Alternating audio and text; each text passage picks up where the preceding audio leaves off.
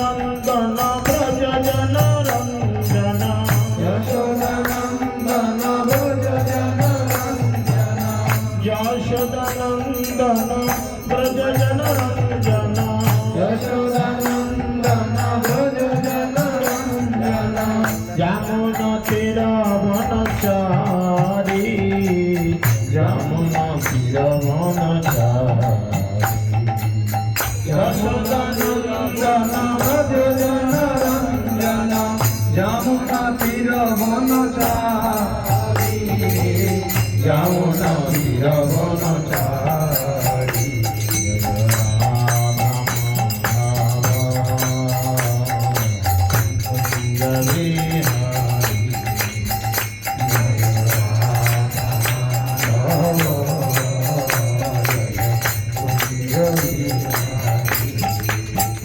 Hare Krishna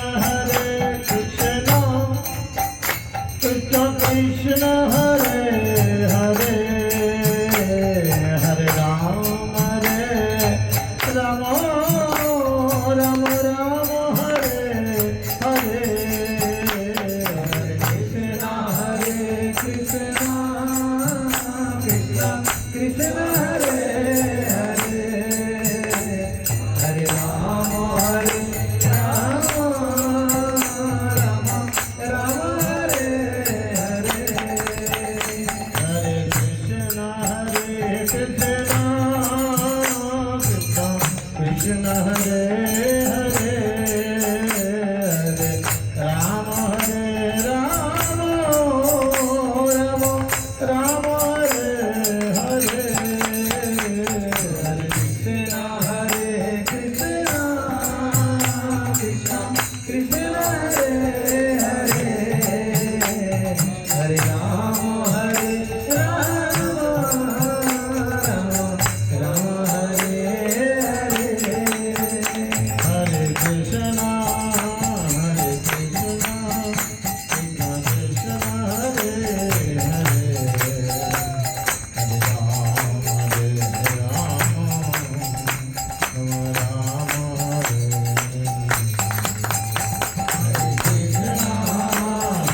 Krishna Krishna Krishna Hare Hare Hare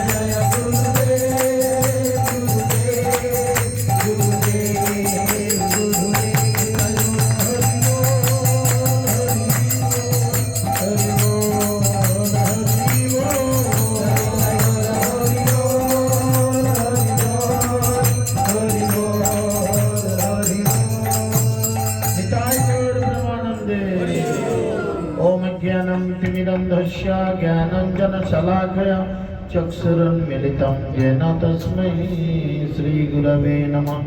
नमः विष्णुपादाय कृष्णपृष्ठाय भूतले श्रीमते जयपताका स्वामिनिति नामिने। नमो आचार्यपादाय निताय कृपाप्रदायिने गौरकथा धामोदाय नगरग्रामोतारिणे। नमः विष्णुपादाय कृष्णपृष्ठाय भूतले श्रीमते भक्तिवेदान्त स्वामिनिति नामिने। नमस्ते सरस्वती देवे गौरवाणी प्रचारिणे निर्विशेष शून्यवादे पश्चात्तदेशतारिणे। जय श्री कृष्ण चैतन्य प्रभु नित्यानंद श्री अद्वैत गदाधर शिवासदि गौर भक्तवृंद। हरे कृष्णा कृष्णा कृष्णा हरे हरे, हरे राम राम राम हरे हरे। সকলে ओम नमो भगवते वासुदेवाय। ओम नमो भगवते वासुदेवाय। ओम नमो भगवते वासुदेवाय। ओम नमो भगवते हरि ओम तत्सत। हरे कृष्ण। সকলকে ঝুলন যাত্রার পঞ্চম দিবসে আন্তর্জাতিক কৃষ্ণ ভবনামৃত সংঘ তথা ইসকন নামহট্টর পক্ষ থেকে আন্তরিক প্রীতি শুভেচ্ছা এবং অভিনন্দন জ্ঞাপন করি। আপনারা সকলেই জানেন যে ভগবান এবছরে কৃপা করে একদিন ঝুলন যাত্রা বেশি দিয়েছেন। তো একদিনের বাড়তি কৃপা আমরা ভগবানের কাছ থেকে লাভ করতে পেরেছি। তো এই একদিনের যে সুযোগ, সেই সুযোগে আমরা ভগবানের প্রতি আমাদের ভালোবাসা প্রেম আমরা যতটা পারছি বেশি করে রিপ্রেজেন্ট করার চেষ্টা করছি।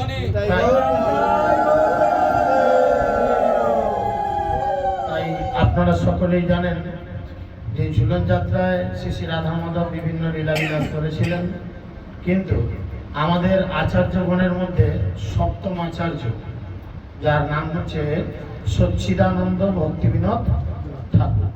আপনারা আশা করি সকলেই চেনেন, সকলে চেনেন তো? আলেখ্যের মধ্যে সচ্চিদানন্দ ভক্তিবিনোদ ঠাকুরকে চেনেন। এই সচ্চিদানন্দ ভক্তিবিনোদ ঠাকুর ছিলেন আপনাদের এবং আমাদের মতো গৃহস্থ ভক্ত। ওনার স্ত্রী পুত্র কন্যা বর্তমান ছিলেন এবং তার সাথে উনি উচ্চ পদস্থ একজন সরকারি কর্মচারী ছিলেন তখনকালকার দিনে, ব্রিটিশ পিরিয়ডে। চিন্তা করতে পারছেন, ব্রিটিশরা ভারতীয়দের বা বিশেষ করে বাঙালিদের সহ্য করতে পারত না, কিন্তু সচ্চিদানন্দ ভক্তিবিনোদ ঠাকুর সেই ব্রিটিশ আমলে একজন সরকারি উচ্চপদস্থ কর্মচারী ছিলেন। এবং আপনারা অনেকেই যারা বিশেষ করে নবদ্বীপ মণ্ডল পরিক্রমা করেছেন দেখবেন সুরভিকুঞ্জ পর্যন্ত একটা ছোট রেল লাইন আগে পাতা ছিল, এখন সেটা বড় হয়ে গেছে, চওড়া লাইন করে দিয়েছে, এখন ইএমইউ ট্রেন চলে। তো উনি এত হাই র্যাঙ্কের অফিসার ছিলেন যে ব্রিটিশ সরকার ওনার যাতায়াতের জন্য রেল লাইন পেতে দিয়েছিল। চিন্তা করতে বলা যায় যে উনি তাহলে কি লেভেলের অফিসার ছিলেন। তো তিনি কি করতেন না, তিনি একলা প্রায় 500-র ওপর নামহট্ট প্রচার করতেন। কি করে সামলাতেন চিন্তা করেন। আমরা 10টা 12টা 50টা 7টা 100টা সামলাতেই মাথার ঘাম পায়ে ফেলে দিচ্ছি। ঝুলন করার জন্য আমাদের বিভিন্ন এলাকায় বিভিন্ন জায়গায় ভক্তদের কাছে ভিক্ষা প্রার্থনা করতে হচ্ছে, প্রভু আপনার এলাকায় ঝুলন হবে, সে যদি দয়া করে বলে হয়। আর ওনার সময় প্রত্যেকটা এলাকায় এক একটা নামহট্ট 5 দিন করে ঝুলন করত। উনি সব জায়গায় গিয়ে সময় দিয়ে উঠতে পারতেন না। চিন্তা করেন, তাই না? তো যাই হোক, এই সচ্চিদানন্দ ভক্তিবিনোদ ঠাকুর আমাদের জন্য অনেক কিছু বৈষ্ণবীয় উপদেশ দিয়েছেন। বিশেষ করে তেনার একটি সবথেকে বড় উপদেশ যে আমরা কি করে ভজন করব। ভজন মানে ভগবানের সেবা বা কি করে ভগবানকে ভালোবাসবো বা কি করে ভগবানের সন্তুষ্টিকরণ করব ইত্যাদি ইত্যাদি ইত্যাদি। তিনি খুব সুন্দর প্রক্রিয়া দেখিয়েছেন বা তিনি খুব সুন্দর কিছু সিস্টেম দেখিয়েছেন বা কিছু নির্দেশ করেছেন আমাদের, যেগুলিকে ছন্দ আকারে পরবর্তীতে বলা হয়েছে কি গদ্রুম চন্দ্র উপদেশ। বুঝা গেল? এই গদ্রুম চন্দ্র উপদেশ দিতে গিয়ে তিনি খুব সুন্দর করে আমাদের কাছে ব্যক্ত করেছেন। তিনি বলছেন যে আমাদেরকে যে উপদেশ দিচ্ছেন তার নাম গদ্রুম চন্দ্র ভজন উপদেশ। গদ্রুম চন্দ্র মানে গদ্রুম চন্দ্র, গদ্রুমের চন্দ্র। তিনি কে? গদ্রুম চন্দ্র হচ্ছেন মহাপ্রভু স্বয়ং।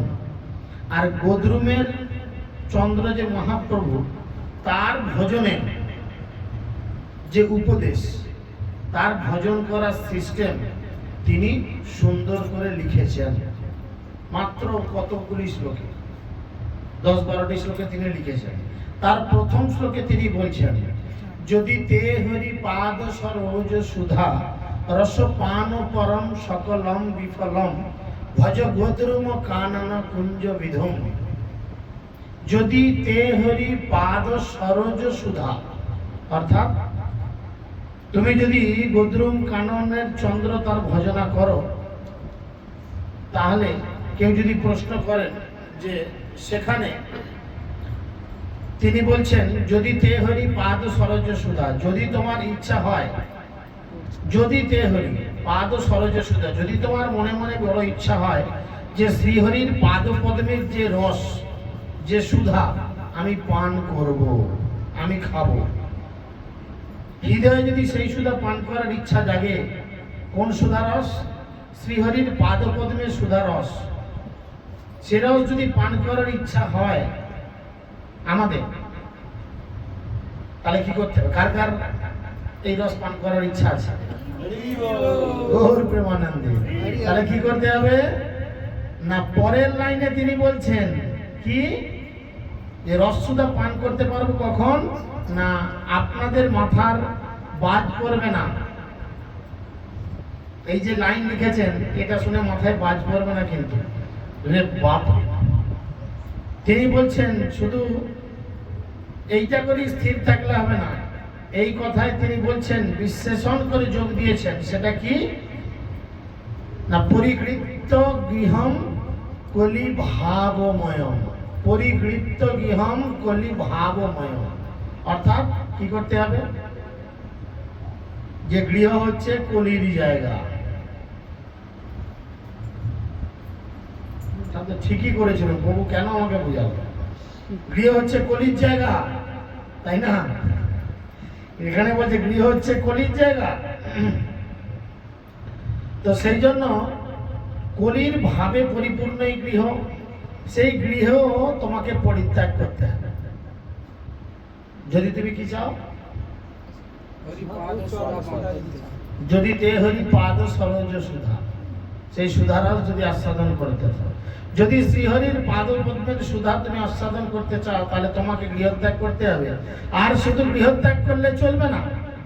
গৃহত্যাগ করে কি করব? সেখানে যে শুধু লোকের বউ দেখবো হাঁ করে বসে বসে? গৃহত্যাগ করে কি করব? তিনি বলছেন ভজ গোদ্রুম কানন কুঞ্জ বিধুম, ভজনা করতে হবে।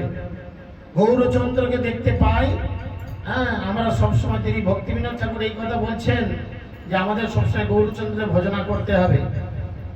আমরা দেখতে পাই প্রহ্লাদ মহারাজ যখন গুরুগৃহে এসেছেন, তার বাবা জিজ্ঞাসা করেছেন, বাবা প্রহ্লাদ, তুমি যে স্কুলে যাচ্ছ, মাস্টারমশাইদের কাছে যাচ্ছ, মাস্টারমশাইদের কাছে কি শিখছো? প্রহ্লাদ মহারাজ বলছেন, সপ্তম স্কন্ধ 6 নম্বর অধ্যায় 45 নম্বর শ্লোক, সেখানে প্রহ্লাদ মহারাজ বলছেন গৃহ অন্ধকূপম। প্রহ্লাদ মহারাজ হচ্ছেন দ্বাদশ মহাজনের অন্যতম একজন। তাহলে তিনি কি আর কি করতে বলছেন? তিনি খুব সিনসিয়ারলি বলছেন গৃহ অন্ধকূপ, অর্থাৎ গৃহ হচ্ছে অন্ধকূপ।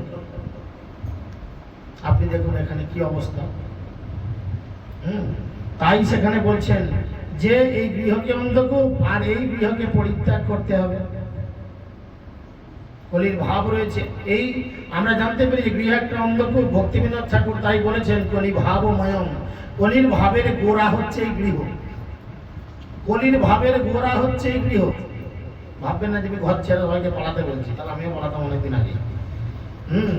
তিনি গৃহ অন্ধকূপম বনঙ্গতম যৎ হরি আশ্রয়ম। তিনি বলছেন এই গৃহকে পরিত্যাগ করে বনে যাওয়া উচিত। এটা আমি আমার জীবনের শ্রেষ্ঠ বলে মনে করে আমার মঙ্গল আরতির সময় আমরা কি প্রথম উচ্চারণ করি? এই সংসার দাবানলের জায়গা। আর দাবানল মানে কি হবে? দাউ দাউ করে আগুন জ্বলবে। আগুন জ্বালাতে হবে না কাউকে। আগুন জ্বালানোর জন্য দেশলাই কাঠি দরকার নেই, গ্যাস লাইটারও দরকার নেই, এমনিই জ্বলবে আগুন, তাই না? সংসার বিষানলে দিবানিশি হিয়া জ্বলে। হিয়া মানে শরীর। সংসারের বিষে দিন রাত শুধু শরীর জ্বলছে আর জ্বলছে। আচ্ছা, আবার লোকটাকে দূর করবে নাকি এমন কেন কথাবার্তা বলছে বুঝতে পারছি না। টেনশন হয়ে যাবে শেষকালে, যদিও ঝামেলা করে আবার এখানে এই ধরনের ক্লাস। প্রভু রক্ষা করো আমার সংসার। ভগবান, আমরা বলি সংসার দাবানল। কাউকে যদি বলা হয় চলুন পাশে জঙ্গলে একটা দাবানল জ্বলছে, দাউ দাউ করে জ্বলছে, চলুন আমরা সকলে মিলে সেখানে যাই, কারা কারা সেই দাবানলে যেতে রাজি হবে? কেউ হবে না। আমরা দেখেছি, শুনছি, বুঝছি, তবু আমরা এই সংসারের প্রতি আসক্ত হচ্ছি। সংসার বিষানলে দিবানিশি হিয়া জ্বলে জুড়াইতে না করিনি উপায়। বিষের জ্বালায় দগ্ধীভূত হচ্ছে। গৃহ অন্ধকূপম। অন্ধকুয়া যেখানে পড়লে উদ্ধারের আর কোনো উপায় থাকে না। তাই ভক্তিবিনোদ ঠাকুর একটা গান লিখেছেন খুব সুন্দর করে, তার ভজন উপদেশের শেষের দিকে তিনি বলছেন, বন্ধু সঙ্গে রঙ্গ পরিহাস, বন্ধু সঙ্গে রঙ্গ পরিহাস, থাকে অভিলাষ, থাকে অভিলাষ।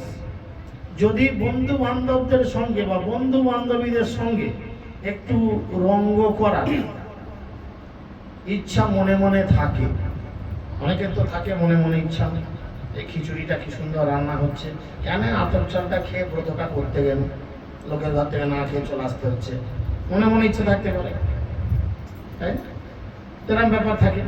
তো সেই জন্যই ভক্তিবিনোদ ঠাকুর বলছেন, বন্ধু সঙ্গে রঙ্গ পরিহাস, থাকে অভিলাষ, থাকে অভিলাষ। যদি তোমার বন্ধুদের সঙ্গে রঙ্গ পরিহাস করার অভিলাষ থাকে, তাহলে কি যেও নাকো, যেও নাকো কেশি ঘাটের ও সকাশ। কেশি ঘাটের কাছে একদম যেও না। বৃন্দাবনে কেশি ঘাট আছে, আপনারা জানেন, যমুনার তীরে কেশি ঘাট। কেশি ঘাট বংশীবট দ্বাদশ কানন, যাহা সব লীলা কইল কে শ্রী নন্দ নন্দন। আরে কেশি ঘাটের কাছে তোমরা যেও না। কেন? কেন রে ভাই? কেশি ঘাটের কাছে গেলে কি হবে? কেশি ঘাটের এখন অনেকে ভয় খায়। রাত্রির দিকে যারা পঞ্চাকৃষি পরিক্রমা করেন বৃন্দাবনে, বলে সন্ধ্যের পর কেশি ঘাটের দিকে যেন চুরি ডাকাতি করে, চিন্তাই করে। তারপরে মেয়েদের নিয়ে গেলে হয়তো ভয়ে থাকতে পারে। একটু মানে যমুনার তীরের সরু আলের মতো রাস্তা গিয়ে একটা মানে বাংলোর ভেতর দিয়ে, পুরো বাড়ি তার ভেতর দিয়ে গিয়ে তারপর ওদিকে আবার রাস্তায় ওঠা। কেশি ঘাটের ভাঙাচোরা হয়ে গেছে, যমুনা নদী গ্রাস করেছে কিছুটা, কিন্তু সেটা তো এখনের কথা, এই ঘটনা তখনের। বলছে একদম যেও না। তাহলে তুমি খবরদার কেশি ঘাটের কাছে একবারে যাও না। কেন যাবো না? না, ত্রিভঙ্গ মূর্তিতে কৃষ্ণ সেখানে দাঁড়িয়ে আছেন, তার দিকে যদি একবার তোমার চোখ চলে যায়, তাহলে কি হবে? তাহলে তোমার মহা সর্বনাশ হয়ে যাবে। কি সর্বনাশ হবে? তোমরা আর সংসারের প্রতি আসক্ত থাকবে না। একবার যদি কৃষ্ণকে ত্রিভঙ্গ রূপে দেখেছো, ওর এই বংশীবদন রূপ, তাহলে রইল ছেলে পুলে, আর রইল তোর সাধের বাড়ি, পরীক্ষিত হালদার না কি আছে না, রইল তোর সাধের ঘর বাড়ি, সব রেখে দিয়ে ছুটবে, আর যাবে না। যদি থাকে একটু বইয়ের সঙ্গে প্রীত করবো, ছেলেপুলেদের সঙ্গে একটু ইয়ার্কি ফাজলামো করবো, বন্ধু বান্ধবদের সঙ্গে দু চার পেগ মদ খাবো, বিড়ির টান মারবো, ইত্যাদি ইত্যাদি করবো, তাহলে বাবু এইসব জায়গায় এসো না, এখানে এলে সব পাবে না। আর যদি একবার ভুল করে এসে গেছো, তাহলে কিন্তু বিপদ আছে। কত মাতাল সোজা হয়ে গেল, তাই না? তার সাক্ষী চিন্তা করে দেখেন। সেই জন্য তিনি বলছেন তার দিকে তোমরা একবার যদি চোখ যায় মহাসর্বনাশ হবে।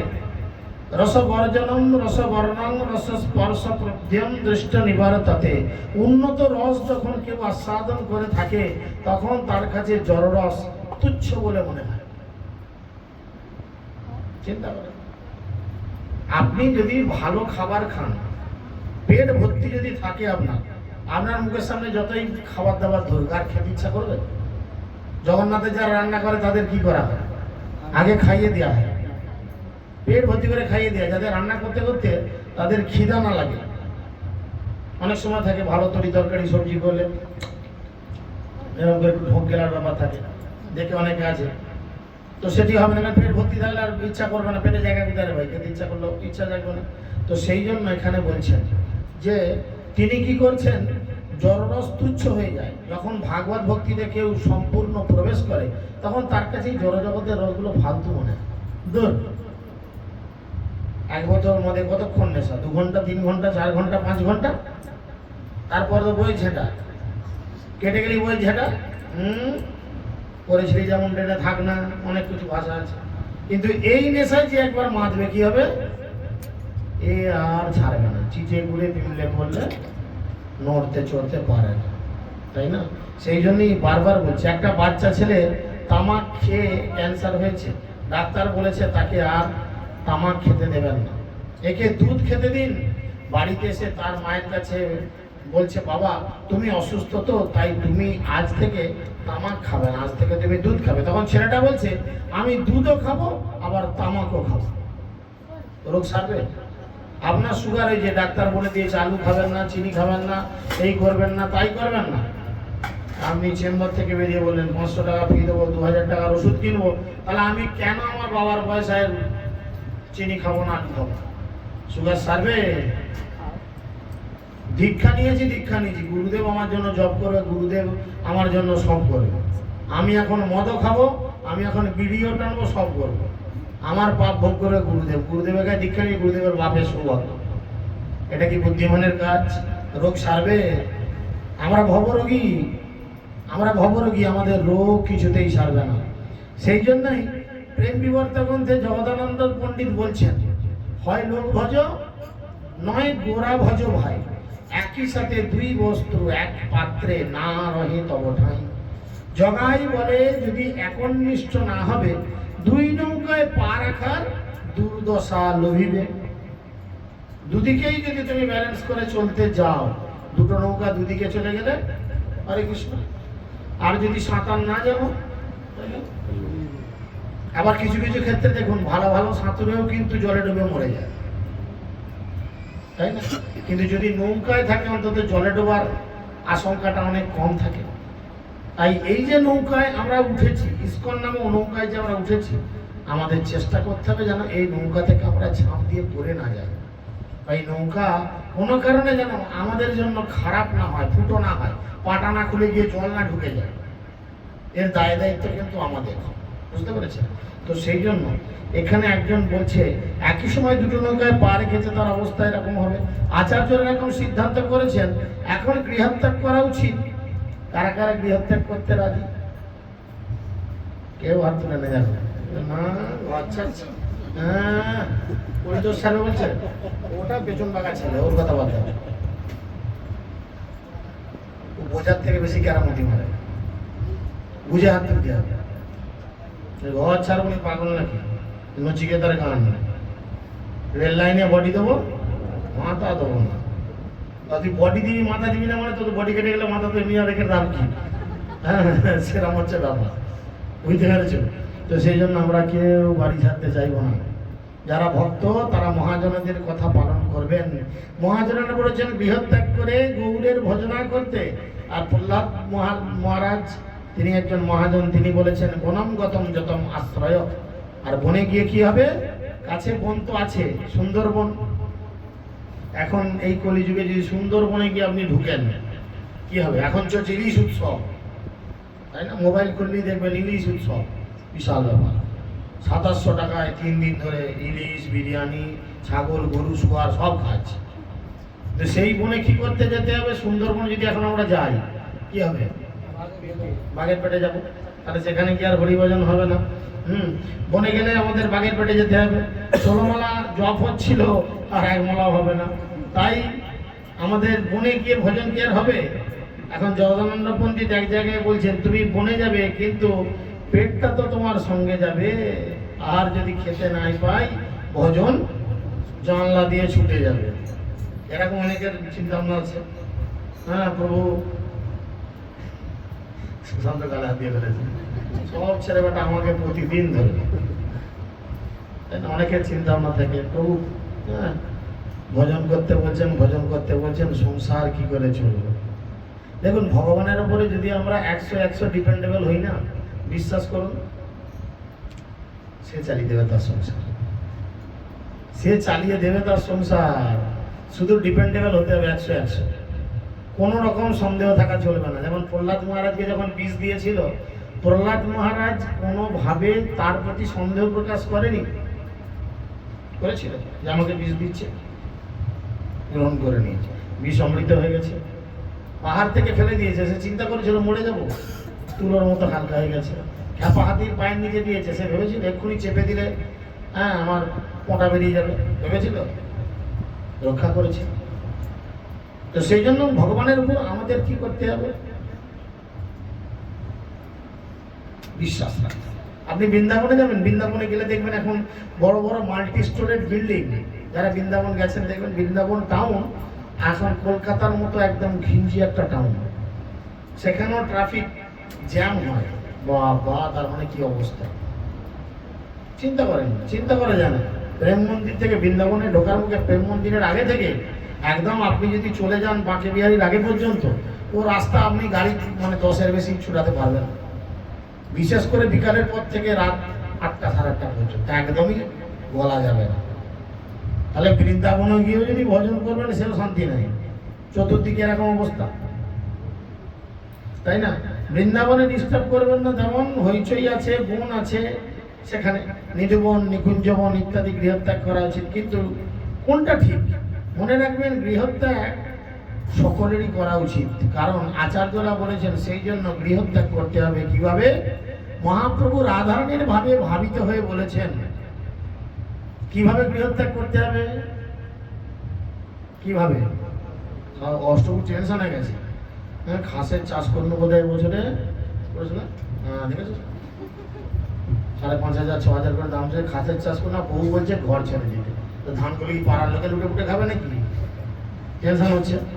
মহাপ্রভু খুব সুন্দর করে রাধারানীর ভাব হৃদয়ে ধারণ করেছেন, করে তিনি বলছেন, আনে হৃদয়ে মন, মোর মন বৃন্দাবন, মনে মনে এক করে জানি, তাহাতে তোমার পাদদয় করহ যদি উদয়, তবে মোর সার্থক জীবন করি মানে। ঢুকলো না? ঢোকে নাই? ঢোকে নাই তো বুঝতে পারছি। বলছে আনে হৃদয় মন, মোর মন বৃন্দাবন। বলছে আমার মন তো একটা, সেই মনকে পুরাপুরি বৃন্দাবন করতে হবে। মনে আর বনে এক করে দিতে হবে। বৃন্দাবনের মন আর বন এক করে দিতে হবে।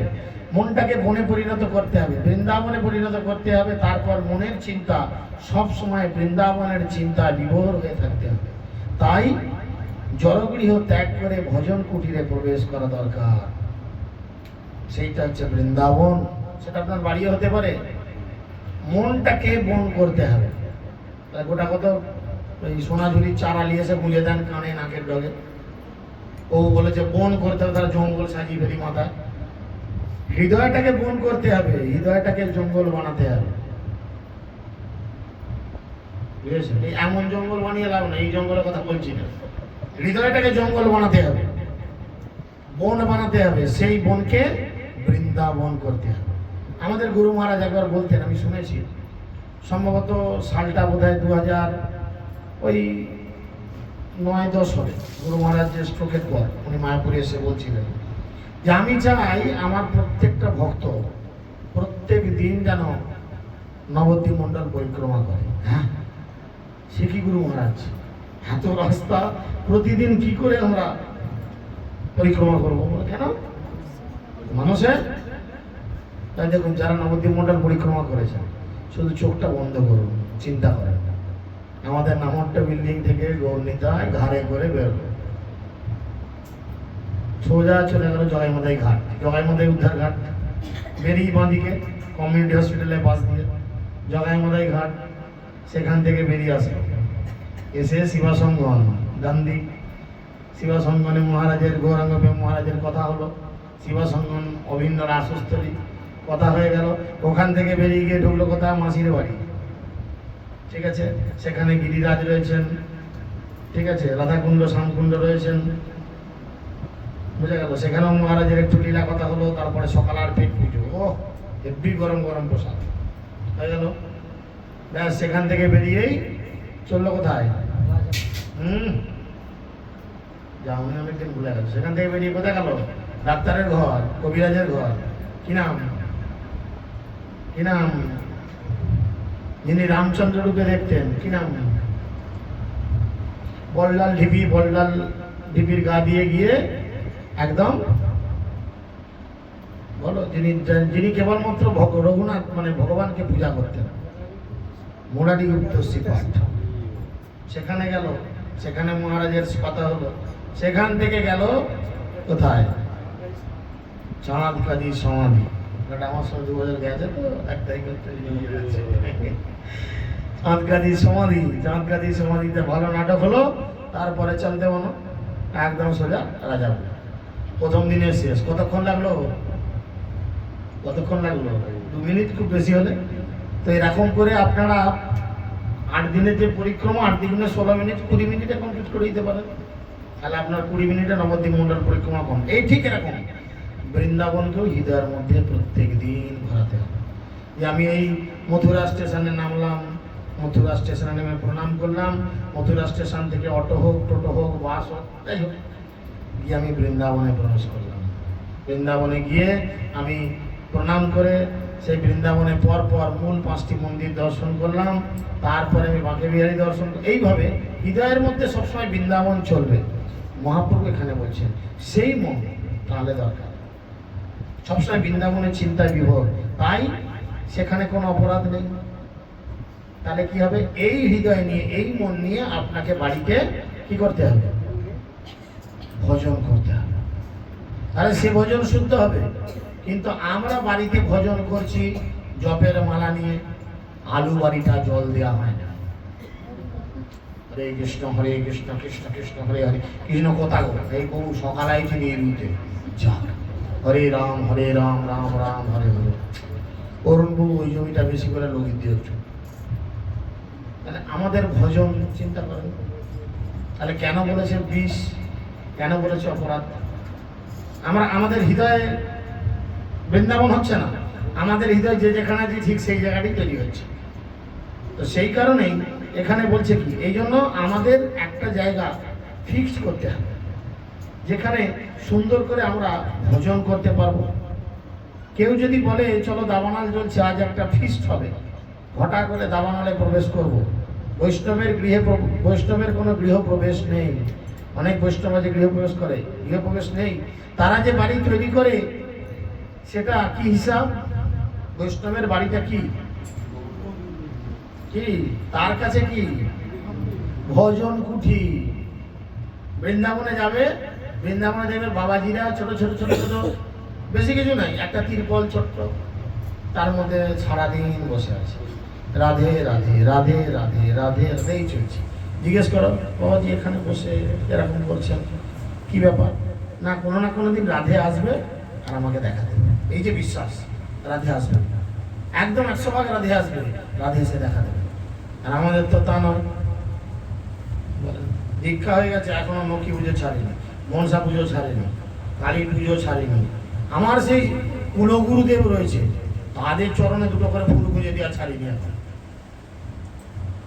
গোবিন্দর বাপের মতো আছে ওই ঘরটা, বসতে দিয়েছিল, দেখুন 2জন বুড়ো বুড়ি আছে, ভাবলো গুরুদেবী হবে নাকি ও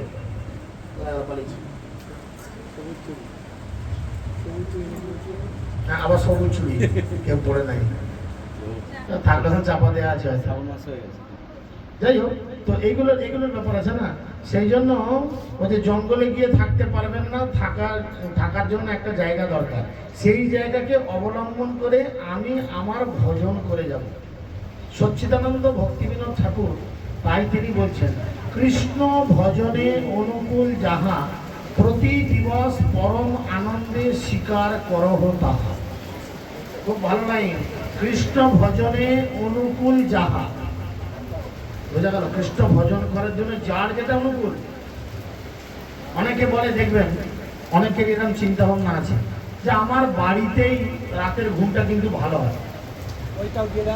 এরকম অনেকে আছেন যে বাইরে গেলে আমার ভালো ঘুম হয় না, কেমন যেন গাটা ছিমছিম করে, হয় না। কিন্তু নিজের ঘরে শুলে কিন্তু একদম নাক ডেকে ঘুম, আরামসে ঘুম।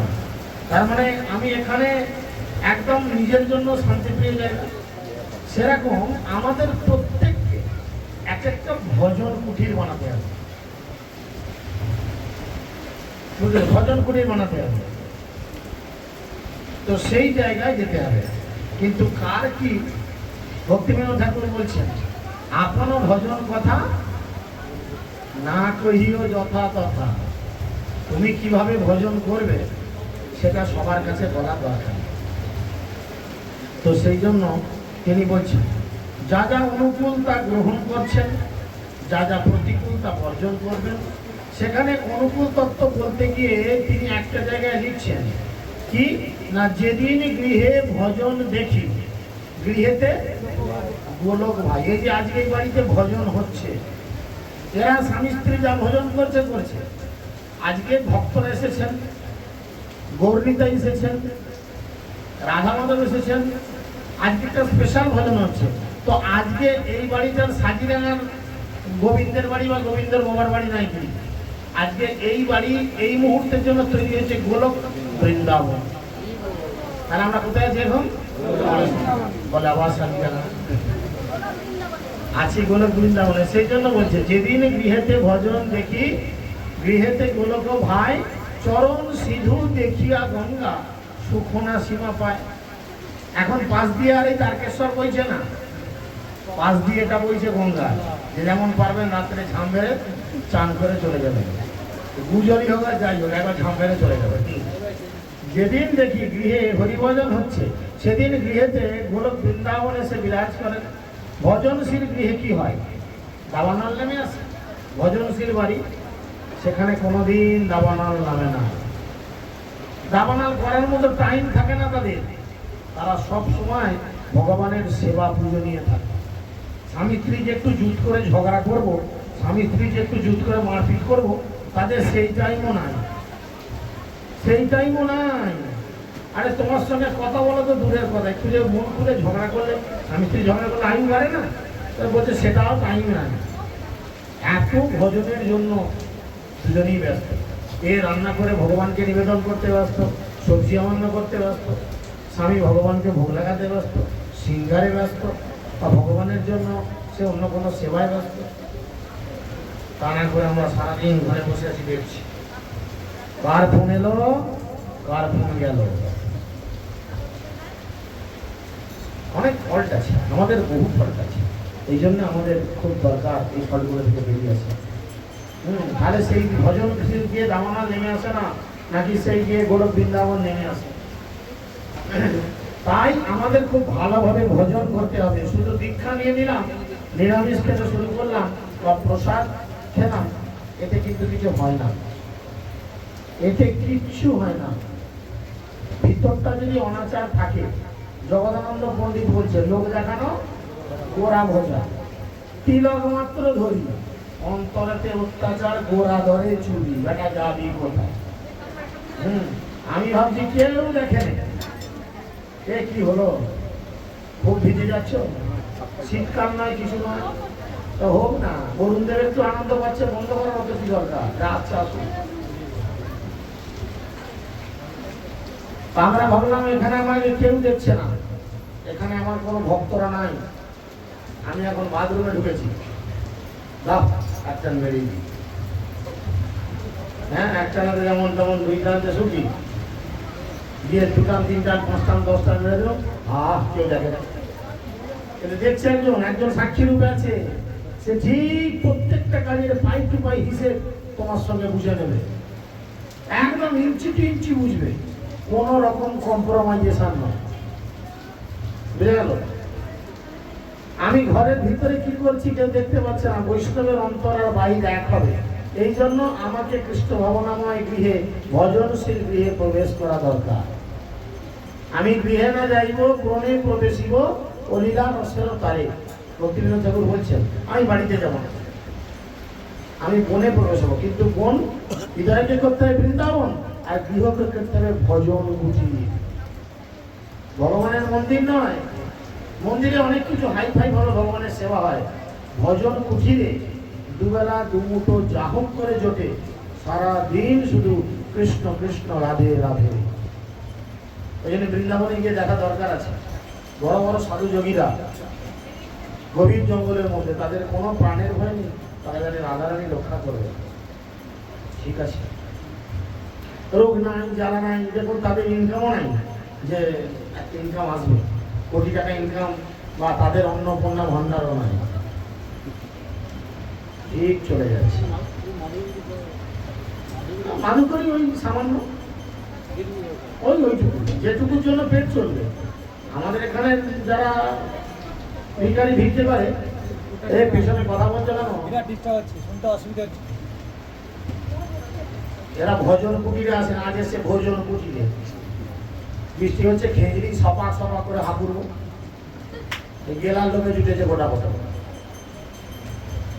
দরকার ভোজন, মোট ভোজন, বুঝেছেন?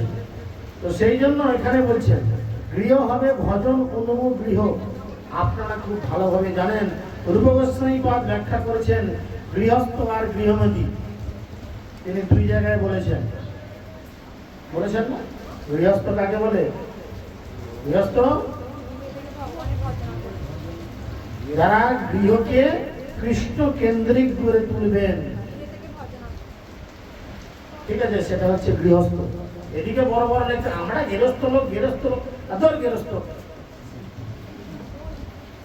ঘরে কি রান্না আছে? ভটকে ডিমের ঝোল ভাত। তুই আর কি গৃহস্থ রয়েছে? দুনিয়ার লোক মানছি, প্রত্যেকটা মরা শ্মশান, বুঝছে না? গোবিন্দ শ্মশান পেছনে ছিল, এখন ভোগ লাগাচ্ছে, এখন সে শ্মশানটা পাল্টে গেছে। গোবিন্দর ঘরের পেছনের দিকে শ্মশান ছিল, রান্না চালাতো, গোবিন্দ গেল ওটা মরণ। ওখানে আগে শ্মশান ছিল, ওখানে বিভিন্ন ডেড বডি ভাজা হতো। বাড়িতে মেয়েরা আগ্রহণা থাক, এখন শেষ করে আমাকে ছোটাবে। মেয়েরা সেখানে সেজে গুজে, মেয়ের ডোম, ঘরের বউগুলো হচ্ছে ডোম, ভুরু প্লাক করে, সুন্দর শাড়ি পরে, মুখে ক্রিম মেখে মরা পড়তে গেছে। কি করছো গো? নাকি মরা পড়েছি। ও বাবা, এত সাজগোজ করে মরা পড়াচ্ছি। চিন্তা করেন, মরা শ্মশানে মরা কি করে? আমাদের পাড়ায় ঘাটে দেখবেন, বেশি মরা এলে সারা জাগ দিলে ঘন ঘন করে দুটো খেয়ে দিলে নিয়ে চল, কত বড় ধরেছে পড়াচ্ছে। আর এরা সেজে গুজে পোড়াতে যায়, বিশাল ব্যাপার।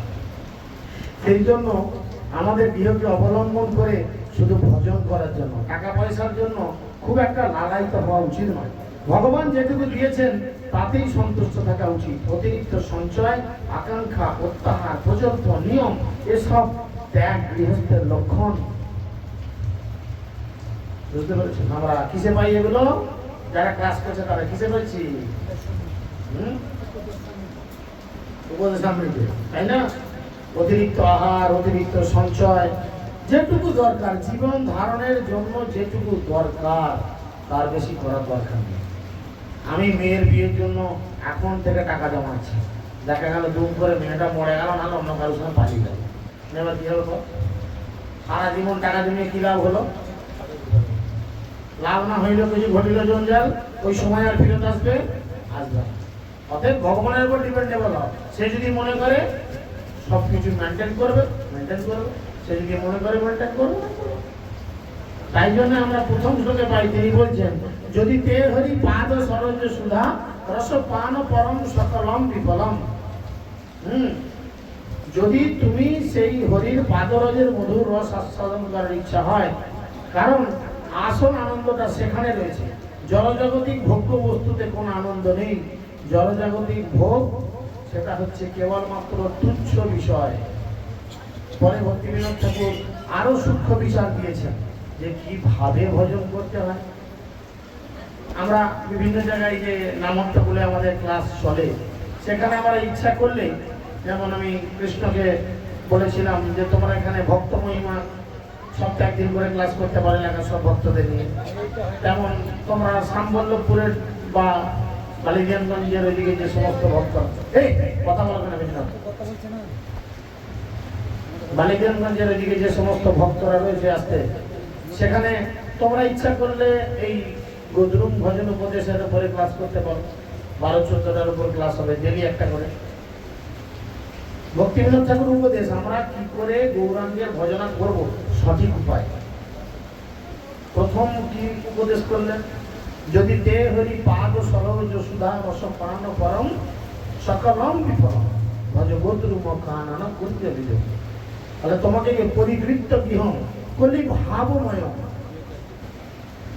গৃহ ত্যাগ করতে হবে। ঘর ছেড়ে বাড়ি গেলে চলবে না, না বলবো আমি আর ঘর যাবো না, আমি এখানেই থাকবো, আমাকে যেতাম যেতাম বলি তো যেতাম ছুটি দাও, আমি যাবো না ঘরে।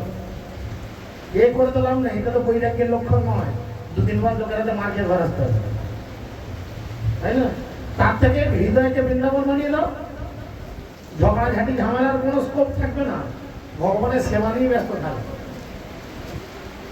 আমি আমার স্ত্রীকে দেখেছি মাঝে মধ্যে, মানে যদিও সবার সামনে বলা উচিত না, বলছে খুব বাথরুম এবং পায়খানা লেগেছে জোর। সেই সকাল 9টায় লেগেছে, 12টা আমার খেতে দিচ্ছে, বলছে আমি যাওয়ার টাইম পাই। তাহলে তোমার কেমন লেগেছে তুমি যেতে পারো? বিশ্বাস করো আমি একদম টাইম পাই না, সারাদিন এই চলছে। মা আছে জিজ্ঞেস করো, এত ব্যস্ততার মধ্যে সারাদিন রাত কাটে, এত ব্যস্ততার মধ্যে গৌরীদের সেবা করতে হবে। হিমশিম খেয়ে যায় মানুষগুলো এক একদিন। সেইখানে আমাদের কি করতে হবে, জাগতিক ভোগ ত্যাগ করতে হবে।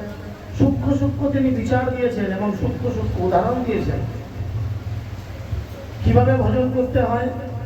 তার একটা উদাহরণ দিয়ে বলছেন, এই নারকেল লেগেছে, নারকেল এটা দেখিয়ে জিজ্ঞাসা করলে সকলে বলবেন যেটা হচ্ছে নারকেল। নারকেলের খোসাটা ছাড়িয়ে বললাম এটা কি, কি বলবেন? এবার ফাটিয়ে দেন, একই জিনিসের বিভিন্ন নাম আসছে। ঠিক সেরকম বৈষ্ণব, শুদ্ধ বৈষ্ণব বলতে কি বোঝায়, ভজনশীল বৈষ্ণব বলতে কি বোঝায়?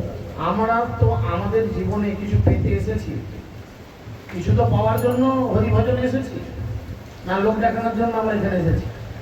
আর আমরা কিছু পেতে চাই, কিন্তু কি চাই? আমরা ভক্তি জীবনে এসেছি কি পাওয়ার জন্য?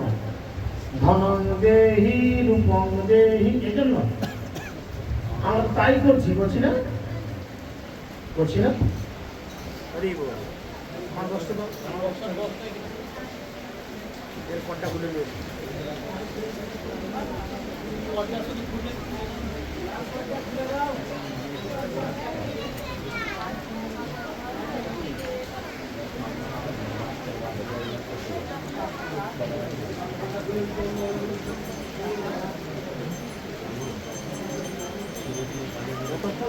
লাল পাতা খুলে এনে গৌর 1 নম্বর, রসটা 1 নম্বর এটা কিনে দাও।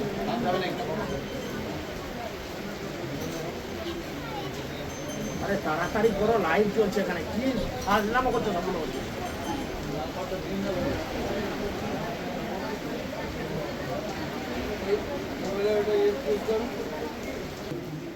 হরে কৃষ্ণ, সকলে শুনতে পাচ্ছেন? হরে কৃষ্ণ হরে কৃষ্ণ কৃষ্ণ কৃষ্ণ হরে হরে, হরে রাম রাম রাম হরে হরে। হরে কৃষ্ণ গোটা হরি বলি,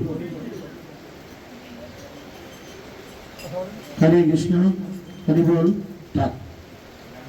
তো সেই জন্য এখানে তিনি বলছেন যে আমরা ভক্তি জীবনে এসেছি, ভক্তি জীবনে এসে আমাদের কিছু তো একটা পাওয়ার ইচ্ছা আছে। ভক্তি জীবনে তো লোক করতে আসেনি, লোক দেখাতে আসেনি না, দীক্ষা হয়েছে আমি লোকের কাছে আমার অহংকার যাচাই করতে। কি জন্য এসেছি? ভগবানকে পাওয়ার জন্য এসেছি, কোনোভাবে ভগবানকে যাতে আমি লাভ করতে পারি তার জন্য এসেছি।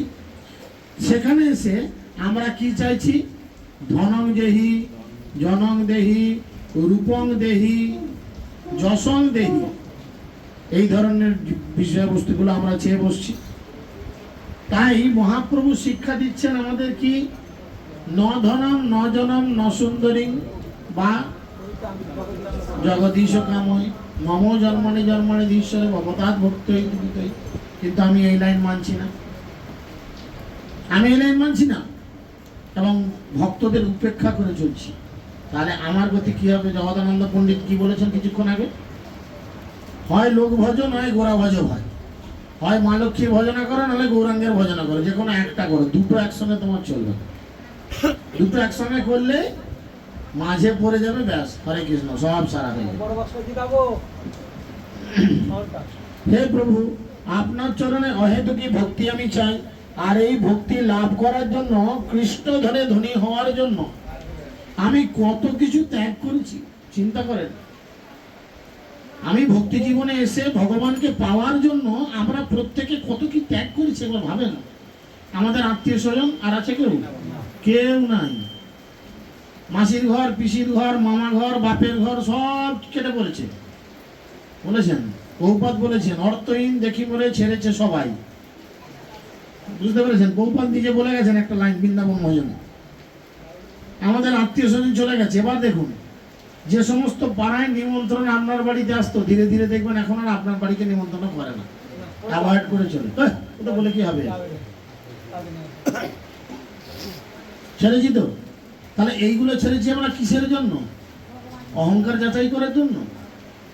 কিন্তু আমি সেই টাকা ইনকামের জন্য বারবার পাগলের মতো ছুটছি। ভগবানের উপর বিশ্বাস নেই যে ভগবান আমার কর্মফল অনুযায়ী আমাকে এই অবস্থায় ফেলেছেন। ওই জন্য আমাদের দীক্ষার পূর্বে উপদেশামৃত, তার সঙ্গে আর কি ঈশু উপনিষদ, এগুলো পড়া দরকার। ঈশু উপনিষদের 3 নম্বর না 4 নম্বর মন্ত্রতে বলছে যে ভগবান আমাদের কর্মফল অনুযায়ী যে জায়গায় রেখেছেন, আমাদের হাসি মুখে সেইটাকে মেনে নেওয়া উচিত, না করে আমরা এর থেকে বেশি কিছু মানার বা বেশি কিছু করার চেষ্টা করছি। যার ফলে কি হচ্ছে বলুন তো, না এর ভজনা হচ্ছে না ওর ভজনা হচ্ছে, জীবন শেষ। কারণ দেখুন, এই থাকলাটা কাটা চলুন, আবার কারেন্ট যাবে, রাখো, সবাই শুনতে পাচ্ছে। যার ফলে কি হবে, কাছে না রাখো, পেছন পর্যন্ত শুনতে পাবে। সম্রাট কুলেশকর ওই জন্য তার বলেছেন, ত্যাজং ন বান্ধবং সবে, আমার বন্ধু বান্ধব যদি আমাকে ত্যাগ করে দেয়, নিন্দিতং গুরু বন্দনা, গুরুজনরা যদি আমাকে নিন্দাও করে, তথাপি পরমানন্দ মাধব তুহু মম জীবনম, তথাপি গোবিন্দ আমি তোমাকে কোনোদিন ছাড়বো না। ঐকান্তিকতা দরকার। অনেক ভক্তরা প্রতিকূলতার সাথে ভজন করছেন, আত্মীয় পরিজন ইত্যাদি সকলে তাদের ছেড়ে চলে যায়, সব জায়গায় যাওয়া তাদের বন্ধ, সব বন্ধ হয়ে গেছে।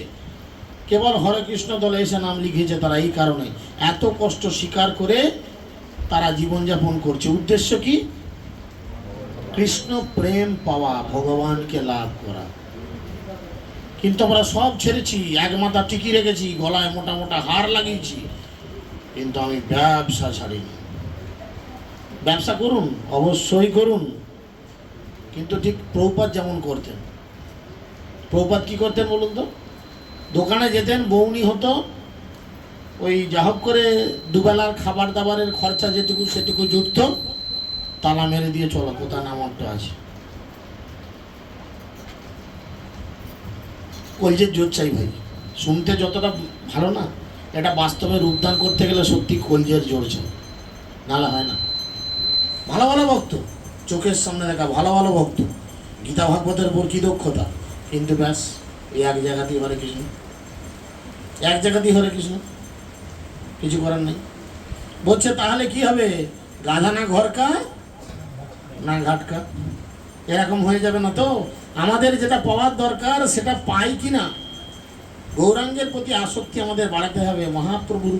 মহাপ্রভু রূপ গোস্বামী ও সনাতন গোস্বামীকে পরবাসিনী নারীর মতো হতে বলেছে।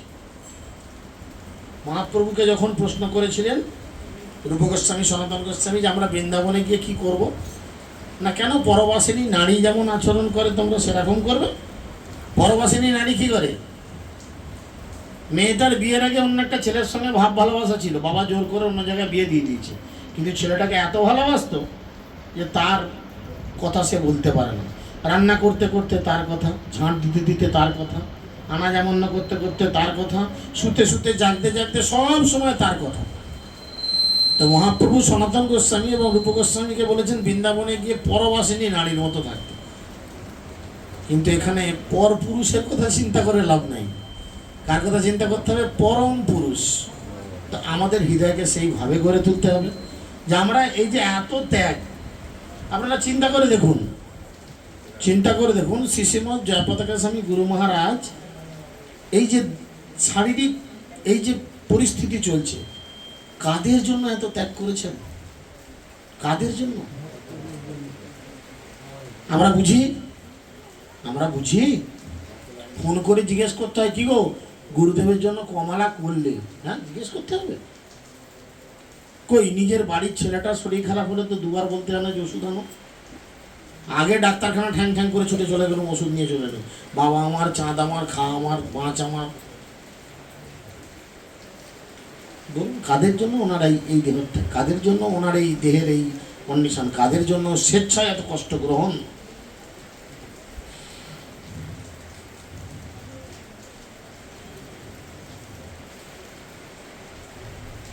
সেই পরম পুরুষের প্রতি থাকতে হবে। ঈশ্বর পরমকৃষ্ণ সচ্চিদানন্দ বিগ্রহ অনাদির আদি গোবিন্দ তমাহাং ভজামি। তাই সেইভাবে গৃহকে ত্যাগ করতে হবে। গৃহের প্রতি আসক্তি থাকলে কৃষ্ণে আসক্তি আসবে না। কি বললাম? গৃহের প্রতি আসক্তি থাকলে কৃষ্ণে আসক্তি আসবে না। তাহলে চলো আজকে গৌরনীতার সেবায় চলো, গৌরনীতার জমিগুলো একটু নিয়ে যাবে। না বাবু, ঢেঁড়সে ওষুধ দিতে হবে। ও মর, একদিন বললো উনি বলে ঢেঁড়সে ওষুধ দেবো। তাহলে এই কেমন বই রাখো, তাই না? সেই জন্য তিনি খুব সুন্দর করে বলছেন যে কৃষ্ণে আসক্তি থাকবে না। অনাসক্ত স বিষয়ন যথা যজ্জতে নিবদ্ধতে কৃষ্ণ সম্বন্ধে যুক্ত বৈরাগ্য সৌচ্যতে। অনাসক্ত, সবার প্রতি অনাসক্ত থাকবে। আর পরের লাইনে তিনি সেকেন্ড উপদেশ দিচ্ছেন, বন্ধ করো, লাভ নেই, ঘর তো যেতে পারবেন না। একটু বকিয়ে যাই আমি, ঘরে যেতে পারবেন না, বৃষ্টি পড়ছে, বাড়ি যেতে পারবেন না, আমরাও বকি, যারা অনলাইনে আছে ওরাও শুনো। প্রথম শ্লোক কি বললো? সবাই ভালো করে বলুন। প্রথম শ্লোক কি বললো? কি ছাড়তে হবে? গৃহত্যাগ করতে হবে। বাত কম করছে নাকি? বাথরুম ফাঁকা। তাহলে প্রথম কথা কি হচ্ছে? গৃহকে ত্যাগ করতে হবে, 1 নাম্বার। কারণ গৃহ ছেড়ে দিয়ে পালালে চলবে না। হৃদয়টাকে বৃন্দাবন বানাও আর গৃহকে করো ভজন কুটি, ব্যাস। প্রথম উপদেশ কমপ্লিট। দ্বিতীয় উপদেশ তিনি বলছেন, ধন যৌবন জীবন রাজ্য সুখম নাহি নিত্য মুখম নাশ পারম ত্যাজ গ্রাম্য কথম সকলম বিফলম ভজ গদুরুমকানন কুঞ্জ বিধম। তিনি বলছেন, খুব সরল শ্লোক দিয়েছেন ভক্তি বিনোদ ঠাকুর। ধন কাকে বলে? আমরা জানি ধন, যৌবন, জীবন, রাজ্য, সুখ ইত্যাদি ইত্যাদি, এগুলো কোনোটাই নিত্য নয়। টাকা এই তোমার পকেটে 500 টাকার নোট, সকাল থেকে আমি আছি বাবুর পকেটে, ব্যাস, সন্ধ্যাবেলায় চলে গেল অন্য কারোর কাছে, হলো না? এরকম এই জগতের যা কিছু আছে সব কিছু ঠিক এরকম। বলছে এগুলো কোনোটাই নিত্য নয়, নাশ পরম। এরা একদিন না একদিন নাশ হবেই। কি নাশ হবে? টাকা পয়সা। এ জগতে আমাদের অহংকার থাকবে, যেগুলো ভজনে বাধা। অহংকার 4 রকম অহংকার: কুলের অহংকার, শিক্ষার অহংকার, রূপের অহংকার, আর 4 রকম অহংকার আসবে। এইগুলো ভজনে বড় বাধা হবে, বুঝতে পেরেছ? ধনামত, রূপমত, বিদ্যামত, কুলমত। কুন্তী দেবী তাই বলছেন, তম অকিঞ্চন গোচরম। প্রথম স্কন্ধে বলছেন কুন্তী দেবীর প্রার্থনায়, যার এই 4 প্রকার অহংকার নেই, এরকম অকিঞ্চন ব্যক্তি কেবল আপনাকে জানতে পারেন। যারা দীক্ষা নিয়েছ বা যারা দীক্ষা নিতে যাচ্ছ, প্রত্যেকেই বিষয়টা জানো খুব ভালো করে। কুন্তী দেবীর শিক্ষাতে কুন্তী দেবী বলছেন, হে প্রভু আপনাকে কারা জানতে পারে? কারা জানতে পারে? না, অকিঞ্চন ব্যক্তিরাই তোমাকে জানতে পারে। অকিঞ্চন মানে পকেট ফাঁকা, টাকা নাই তা নয় কিন্তু, বুঝা গেল? এখানে অকিঞ্চন বলতে সেই কথা তিনি বলছেন, তম অকিঞ্চন গোচরম, যারা এই 4 প্রকার অহংকার থেকে মুক্ত, এই রকম অকিঞ্চন ব্যক্তিরা আপনাকে জানতে পারে। ভক্তিবিনোদ ঠাকুর এই 4 প্রকার অহংকার নিয়ে খুব ভালো কীর্তন লিখেছেন।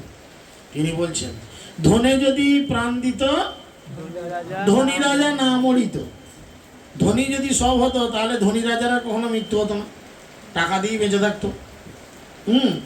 সবার জীবনে এরকম দিন আসবে, ডাক্তার থাকবে, টাকা পয়সা থাকবে, ঔষধ থাকবে, মেডিসিন থাকবে, সব থাকবে, কিন্তু আপনাকে পটল তুলতে হবে। বুঝা গেল? তাই ধনেই সব কিছু হয় না। আর তাই অহংকার, এখানে বলছেন তাই অহংকারকে ত্যাগ করতে হবে। কিন্তু আমাকে কি করা উচিত? যৌবন, নিজের রূপ লাবণ্যের জন্য অহংকারগ্রস্ত হই। ভক্তিবিনোদ ঠাকুর খুব সুন্দর করে বলছেন, খুব নিজের রূপ যৌবন নিয়ে অহংকার করি আমরা, আমি কি সুন্দর দেখতে। হ্যাঁ, কি গান আছে? চোখ দুটো টানা টানা, ঠোঁট দুটো লাল, তাই না? কি সুন্দর দেখতে আমি, এসব বলে। বলছে রূপের গৌরব কেন করো, এই অঙ্গ শীতল হবে, আঁখি স্পন্দনহীন হবে। মরে গেলে চোখ এখন তাকিয়ে থাকবে, ডাক্তারে বুঝিয়ে দিলে বুঝবে, খুলে দিলাম খুলেই থাকবে।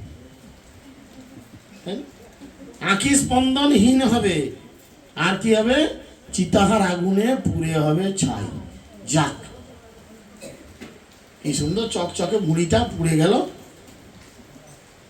চিতার আগুনে পুড়ে হবে ছাই। চিতার আগুনে পুড়ে ছাই যাবে। যে অঙ্গে আদর করো, যে বা আভরণ পরো। এই শরীরের কত যত্ন করি, চিন্তা করো। ভুরু প্লাক, মুখে কত মলম। হ্যাঁ, বাবা বলছে ডাক্তার মুখে বনয়ে ভর্তি হয়েছে, মুখটা চকচকে করতে হবে। সে কি গো? বলছে হ্যাঁ ঠিক আছে, ওষুধ মলম সব লিখে দেওয়া হচ্ছে, মাসের পর মাস, বছরের পর বছর মাখছে, চকচকে ছকচকে আছে। তাহলে আমরা কি করছি? যে অঙ্গের আদর করো, যে বা আভরণ পরো, কোথা রহিবে তব বৈভব। যখন মরে যাবে তখন আর কোথায় থাকবে? সেদিনে মলম তোমার গালে কে মাখাবে? সেদিনে তোমার ঠোঁটে কে লিপস্টিক মাখাবে? মরার সময় কেউ ভুল প্লাক করে তুলবে চিতাতে, যে মা আমার মরে গেছে, ভুলটা প্লাক করে তুলে দাও চিতে? কেউ তুলবে না, কিচ্ছু করার নাই।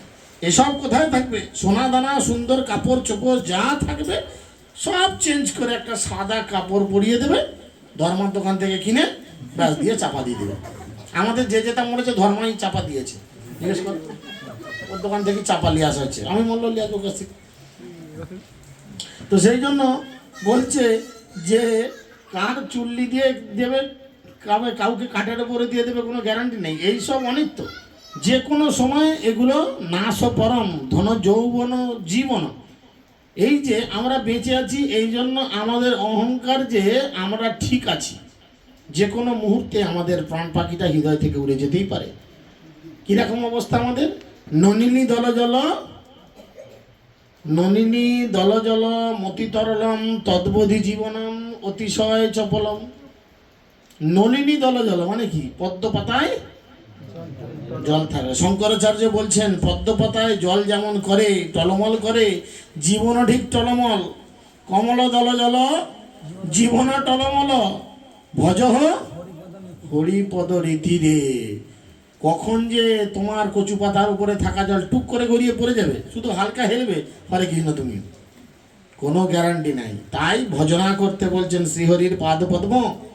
পদ্ম পাতায় জলের মতো এই জীবন অনিত্য, জীবন টলমল, ধন যৌবন, ধন জীবন যৌবন। আর রাজ্য সুখম। রাজা সুবর্ণ সেন রাজ দরবারে ঐশ্বর্যময় পরিবেশে ছিলেন। নারদমুনি বললেন এই সুখ কোনোদিন স্থায়ী নয়, আপনাকে একদিন সব ছাড়তে হবে। তবে আপনি বড় ভাগ্যবান, যেখানে আপনি রাজত্ব করছেন এই স্থান হচ্ছে নবদ্বীপ ধাম।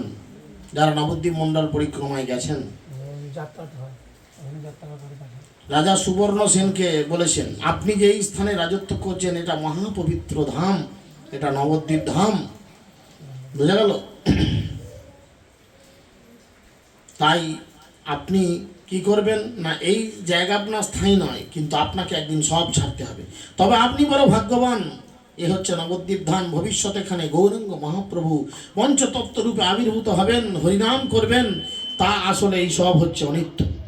ধন যৌবন জীবন রাজ্য সুখম নাহি নিত্য মুখম নাশ পরম, এইসব হচ্ছে অনিত্য। আর একটা ত্যাগ করতে বলেছেন, এই ত্যাগ কি? পরিগৃহ্য গৃহম, গৃহত্যাগ করতে বলেছেন। আর গৃহের ভেতরে প্রজল্প কথা হয়। দ্বিতীয় শোকে সেই প্রজল্প কথার কথা বলেছেন।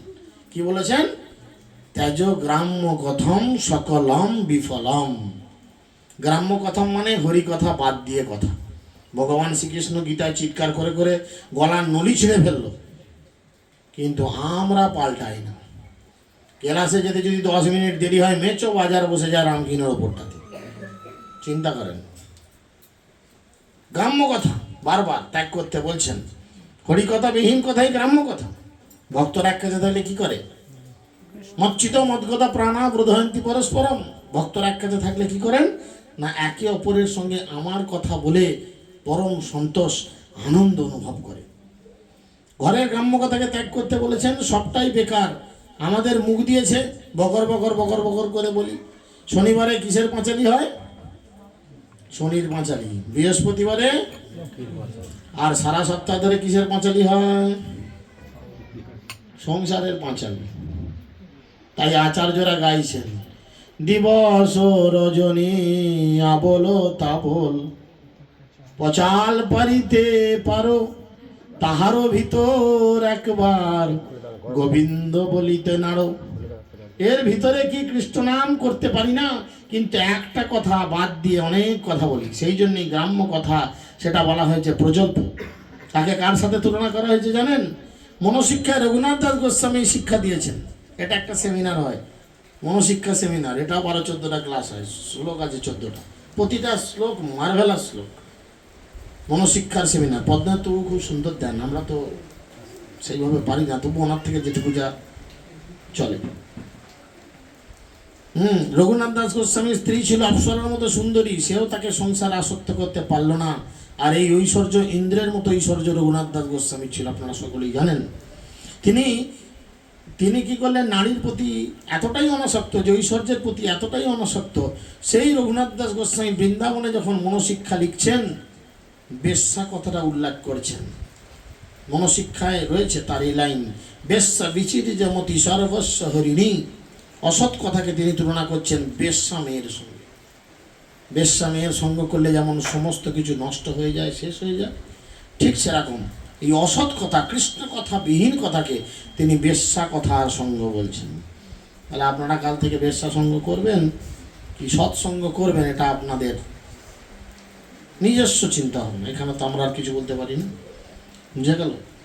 অসৎ কথাকে তিনি তুলনা করে, যার অনুবাদ করে ভক্তিবিনোদ ঠাকুর লিখছেন, কৃষ্ণ বার্তা বিনা আনা অসৎ বার্তা বিনা জান বলি জানো, কৃষ্ণ বার্তা বিনা আনো অসৎ বার্তা বলি জানো, সেই বেশ্যা অতি ভয়ঙ্করী, শ্রীকৃষ্ণ বিষয়ামতি জীবের দুর্লভ অতি, সেই বেশ্যা মতি লয় হরি। দেখুন বেশ্যার কাজ কি? ভালো মানুষের খারাপ পথে নিয়ে যাওয়া। এখন অসৎ কথার বেশ্যা যারা সাধু প্রকৃতির মানুষ, তাদেরকেও খারাপ পথে নিয়ে যায়। তাই ভক্তি জীবনেটা খুব খেয়াল রাখতে হবে। মুখ দিয়েছেন বলে বকর বকর করতে হবে না। মুখ কখন খুলবেন? তাই আমাদের বারবার সাধুগুরু বৈষ্ণবের কাছে প্রার্থনা করা দরকার। বৈষ্ণবের কাছে মেনলি প্রার্থনা করা দরকার। কি বলে? ও হে বৈষ্ণব ঠাকুর দয়ার সাগর, এ দাসে করুণা করি। কি করুণা? দিয়া পদ ছায়া সদ হে আমারে, তোমার চরণ ধরি। তোমার চরণ ধরলে কি করব না, তুমি আমাকে শোধন করবে। আমরা করি না জিনিস শোধন, মালপত্র শোধন করি, মাদুলি ইত্যাদি শোধন করি। আমি এত পবিত্র যে আমি তোমার চরণে নিজেকে ফেলে দিয়েছি, তোমার চরণ ধরে পড়ে আছি, তুমি আমাকে শোধন করো। কিভাবে শোধন করবে? ছয় বেগদমি ছয় দোষ শোধি ছয় গুণ দেহ দাসে। ছয় বেগ, টাটকা একদম ক্লাস করে এসছেন। ছয় বেগ, তার প্রথম বেগটাই কি? বাচো বেগ, বকর বকরের বেগ। বুঝা গেল? শুধুই বক্তারাম্য করলে হ্যাঁ রেডিও চ্যানেল ক খ খুলে যায়, বকর বকর বকর বকর বকর বকর। আমি ব্যক্তিগতভাবে অনেককেই ওই জন্য বলি ক্লাসে গিয়ে যে ভরত মহারাজের মতো জীবনযাপন করবে। আমি বলি না, কেন বলি না, এই ভরত মহারাজ মুখ খুলতেন না। মুখ খুললে কৃষ্ণ কথার জন্য খুলবো, কাজ করলে গত নড়ালে ভগবানের সেবার জন্য নড়াবো, নালে চুপচাপ। আমাকে কুটে বল, জড় ভরত বল, নড়তে চড়তে পারে না, যা খুশি বলার আছে বলে না, আমি ভগবানের সেবা ছাড়া কিছু করবো না। যা মারবি মার, খেতে করবি কর। তাই জন্য আমাদের এই যে বেগ, ছয় বেগ, প্রথম বেগ হচ্ছে বাচো বেগ, বাক্যের বেগ। বাচো বেগ, মানুষ বেগ, জিহ্বা বেগ, উদর বেগ, উপস্থ বেগ, ইত্যাদি ইত্যাদি বেগ দিয়ে বলেছে। য বিষয়তি তত দৃঢ় সর্বামতিরং পৃথিবী শস্যাৎ। এই ছয়টা বেগ যে দমন করতে পেরেছেন তিনি সমস্ত পৃথিবী জুড়ে শিষ্য গ্রহণ করতে পারেন, অতি উন্নত স্তরে যেতে পারেন যদি বাক্যের বেগ দমন করা যায়। আর আমাদের ভগবান মুখ দিয়েছেন, মুখ একটা। মুখ কটা দিয়েছে? সবার কটা করে মুখ? কারু খাওয়ার জন্য দুটো মুখ হয় নাকি ভাই? একটা মুখ। আর কান দিয়েছে কটা? তাহলে যেটা বেশি দিয়েছে সেটার কাজও বেশি। তাহলে কান দিয়ে আমরা কি করি? শুনি। কি শোনা উচিত? কৃষ্ণ কথা, তাই না? মানে শুনবো বেশি, বলবো কম। কোনটা শুনবো? লাড়ে লাপ্পা মারে ধাপ্পা, গদাম গদাম ডিজে। কি শুনবো? শতাং প্রসঙ্গং মম বীর্যং সংবিদং ভবন্তি হৃৎকর্ণ রসায়ন কথা। কৃষ্ণ কথা যা কর্ণ ও হৃদয়কে আপ্লুত করে সেই কথা বেশি করে শুনতে হবে। আর যেটুকু সম্ভব কৃষ্ণ কথা বলতে হবে, আর অন্য কোনো কথা বলা চলবে না। কারণ অসৎ কথার সঙ্গ করা মানে আপনি কার সঙ্গ করছেন? চিন্তা করবেন। অন্য কথা বললে কি হবে? সমস্ত মতি হরণ করে নিয়ে যাবে। এই জন্য ভক্তি বিনোদ ঠাকুর এখানে বলছেন, ধন যৌবন জীবন রাজ্য সুখম নাহি নিত্য মুখম নাশ পরম। আমরা যখন কথা বলি এই সব কথাই বলি, ঘরের কথা, টাকা পয়সার কথা, গাড়ি বাড়ির কথা, ইত্যাদি ইত্যাদি কথা বলি, কিন্তু কৃষ্ণ কথা বেশি বলি না। তাই প্রত্যেকের এইরূপ আচরণ করতে হবে। বৃষ্টিও থেমে গেছে। দুটো উপদেশ আমরা আজকে আলোচনা করলাম, এটা স্যাম্পল দেওয়া হলো। যদি কোনো এলাকায় এর উপরে ক্লাস চান আমরা চেষ্টা করব ক্লাস দেওয়ার, সপ্তাহে একদিন কি দুদিন। ভক্তি বিনোদ ঠাকুরের ভজন উপদেশ, গদরুম ভজন উপদেশ, খুব সুন্দর ক্লাস। প্রত্যেকটা উপদেশ একদম মার্ভেলাস, হৃদয়কে শোধন করে দেবে যদি ওনার উপদেশ শুনে কেউ ভক্তি জীবন করি। আর যদি মনে করি যেমন চলছে চলবে, তাহলে চলবে। হরে কৃষ্ণ কৃষ্ণ কৃষ্ণ হরে হরে, হরে রাম রাম রাম হরে হরে। আগামী দিন ভালো করে শুনেন, আগামী দিন বলরামের আবির্ভাব তিথি। এই বলরাম হচ্ছেন তিনি হচ্ছেন আদি গুরু। কথা দিয়ে রয়েছে বল মানে বল রাম। ভক্তিতে যদি বল চাই বলরামকে দরকার। তাই কালকে সারা সকাল থেকে 12টা পর্যন্ত মানে দুপুর পর্যন্ত উপবাস। যারা পারবেন নির্জলা থাকবেন, যারা পারবেন না সজলা থাকবেন। আর যদি কেউ আমার মতো পেটু ঘর না পারলে ফল পাকড় খেয়ে থাকবেন। তো 12টা পর্যন্ত ব্যাপার। কালকে আমরা প্ল্যান করেছি, আমি যদিও সবাইকে এখন বলতে পারিনি কারণ খুব ব্যস্ততার মধ্যে 6 দিন 7 দিন চলছে। কালকে প্ল্যান করা হয়েছে আমাদের যে নিত্য কীর্তনে কেমন আনন্দ লাগছে। কালকে শেষ দিন, কাল শেষ দিন, কাল দুমদরাক্কা কীর্তন হবে আর একদম ফাটিয়ে নৃত্য হয়। গৌরনীতাই থাকবে, রাধা মাধব থাকবে, বাসুর ছাদ ভেঙে দেবো। ঠিক আছে? তাই সকলে কৃপা করে দর্শনার্থী গুরু পুজো থেকে যাবেন। কেউ অজুহাত দিতে পারবেন না যে না খাওয়া দাওয়া আছে, সকালবেলা গিলে গুটে আসতে হচ্ছে, বাবু মুড়ি খেয়ে এসছি, উচিত না। এখন বাকিটা আপনার চিন্তা ভাবনা, আমি তো আর আপনার উপর শাসন ফলাতে পারবো না। আমি জাস্ট শাস্ত্র কথা আপনাকে বললাম। তো ওখানে দর্শনার্থী গুরু পুজো আমরা আপনাদের জন্য কালকে 7টা নয়, কালকে বেলা 8টায় দর্শনার্থী গুরু পুজো করব। তাই যে সমস্ত লিডাররা এসেছেন সমস্ত লিডাররা এলাকার ভক্তদের নিয়ে আসবেন, আর দয়া করে একটু ভোর ভোর বা রাত্রে জানাবেন কোন এলাকায় কত ভক্ত আসছে। সেরকম আমরা প্রসাদ বানাতে পারবো, নাহলে দুপুরবেলা আবার বিকাশ প্রভুকে লেগে পড়তে হবে খাতা খুঁতি নিয়ে। ও বেচারি জঙ্গলমহল থেকে আসে, তো যাই হোক জানাবেন। এবং স্পেশাল কালকে বলরামের উপরে, বলরাম তত্ত্ব, বলরামের মাহাত্ম্য আমরা আলোচনা করব। সাধুগুরু বৈষ্ণবের কাছ থেকে যেভাবে বলরাম তত্ত্ব শ্রবণ করেছি আপনাদের কাছে অবিকৃতভাবে বলরামের লীলা কথা, কেই বলরাম, তার কি ক্ষমতা, কেন ভক্তি জীবনে বলরামকে আমাদের প্রয়োজন, তিনি কি তত্ত্ব, আমরা সেই সমস্ত লীলা কথা আলোচনা করব। নিতাই গৌর প্রেমানন্দে।